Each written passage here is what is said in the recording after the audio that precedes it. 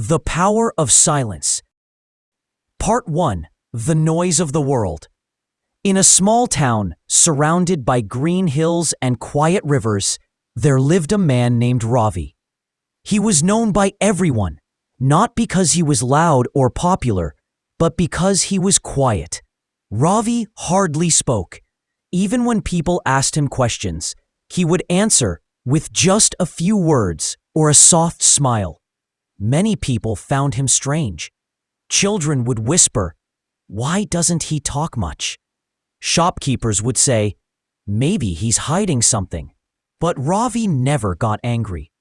He would simply walk past them, carrying his bag of tools, going to the next house where someone needed help. Ravi was a carpenter. He could build anything out of wood: tables, chairs, cupboards, even beautiful carved doors. His hands were strong and his eyes focused. He worked slowly, but everything he made was perfect. He lived alone in a small house at the edge of the town. The house had no television, no radio, and not even a mobile phone. Just a bookshelf filled with old books, a small garden, and a big window that opened to the forest behind. People wondered about his past. Some said he had lost someone. Others said he had taken a vow of silence after a terrible fight. But no one knew the truth. And Ravi never spoke about it. Part 2. The Girl Who Spoke Too Much. One summer, a new family moved into the town. They had a daughter named Mira. She was 13, curious, and always asking questions. She talked a lot, to her parents, to neighbors, even to animals. She loved stories and wanted to know everything about everyone. One day, she saw Ravi walking with a wooden bench on his shoulders. "Excuse me, sir," she called out. "Are you the carpenter everyone talks about?" Ravi looked at her and nodded. "Why don't you talk much?" she asked, walking beside him. Ravi gave a small smile but said nothing. Mira was not used to silence. She kept asking, "Where are you going? Can I help you? Do you live alone? What's your favorite wood?" Still, Ravi did not answer. He just kept walking. "Do you not like people?" she asked, finally stopping. Ravi turned to her gently and said, "Sometimes silence speaks louder." Mira frowned. "How can silence speak? That makes no sense." Ravi didn't explain. He simply walked ahead, leaving her confused. Part 3. The Sound of Pain. Days passed. Mira kept seeing Ravi around the town, fixing chairs, building fences, carving signs. She still tried to talk to him, but he remained quiet. One day, curious beyond control, she asked her father about him. "Papa, why doesn't Mr. Ravi talk much? He's so calm all the time." Her father sighed and said, "He wasn't always like that. Years ago, he had a wife and a son. They were everything to him." "What happened?" Mira asked. "There was an accident. A landslide in the hills during the monsoon. His wife and son were caught in it. He searched for days, but..." Her father didn't finish the sentence. After that, he stopped talking to the world. Mira didn't speak for a while. For the first time, she understood something deeper than words. A sadness that didn't need explaining. That evening, she sat in her room thinking about Ravi. "Maybe he's not silent because he doesn't want to speak," she whispered to herself, "but because he's already said everything in his heart." Part 4. Lessons in Silence. One morning, Mira brought a broken wooden doll to Ravi's workshop. She didn't speak. She just held it out in her hands. Ravi looked at it and took it gently. He sat down, brought out his tools, and started fixing it. Mira sat nearby, watching him. For the first time, she didn't talk. She just listened to the sounds in his workshop, the soft tapping of the hammer, the brushing of sandpaper, the whistle of the wind through the window. After half an hour, the doll looked new again. Ravi handed it back. "Thank you," she said softly. He nodded.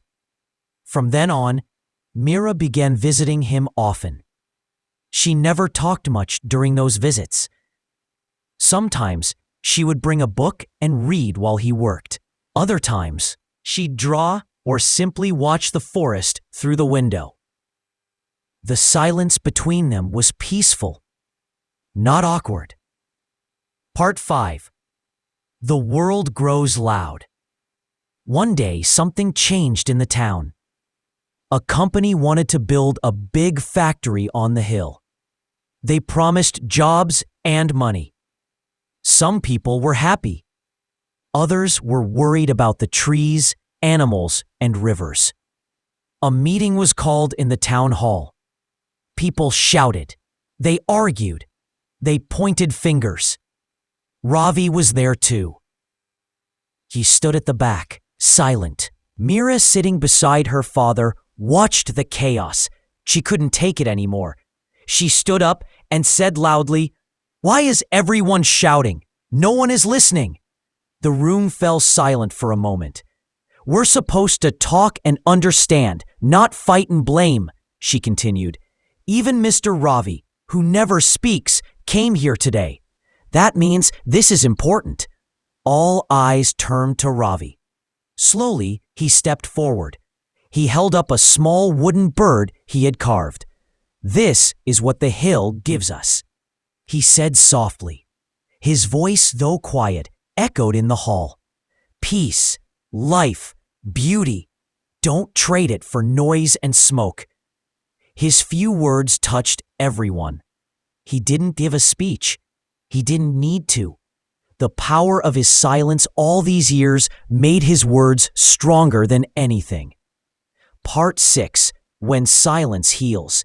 After the meeting, many people changed their minds. They protested peacefully. The company eventually decided to build elsewhere. The town celebrated, but Ravi didn't join the loud cheers. He sat alone by the river, watching the water flow. Mira walked up to him and sat down. After a long silence, she asked, "Why did you speak that day?" Ravi looked at her and said, "Because silence is not about saying nothing. It's about choosing when to speak." She nodded. "I understand now." He looked at her gently. "You remind me of my son." Tears came to Mira's eyes. She didn't know what to say, so she said nothing. She just sat with him, in silence. Part 7. The Gift of Silence. Years passed. Mira grew older. She studied writing and returned to the town with a plan to open a library where children could come and read, learn, and grow. She asked Ravi to help her build it. Together, they worked for months. They built shelves, tables, benches, and even a quiet reading room. At the library's opening, people clapped and cheered. Mira stepped up to speak, but before she did, she invited Ravi to the front. He looked around and said just one line, "In silence we find truth." That line was carved in wood and placed above the library door. Final part.